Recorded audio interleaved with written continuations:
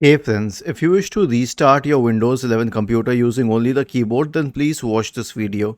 Now, one may say Alt plus F4, but that primarily closes applications, and once all the applications are closed, then you can go to the restart menu. So I'll show you a better option. Press Windows key plus X, then press the upward pointing arrow twice till you reach shutdown and sign out, and then press the right hand side arrow, then scroll down to restart and hit enter. It will restart your computer. Okay, so this is the way you can do it without a mouse. In case your mouse is has frozen or has malfunctioned, this is how you can restart your computer or even shut down your computer. So was this helpful? If yes, then please subscribe to the channel. If not, then let us know in the comment section of the video on how we could help you further. Thank you for watching this video and have a nice day.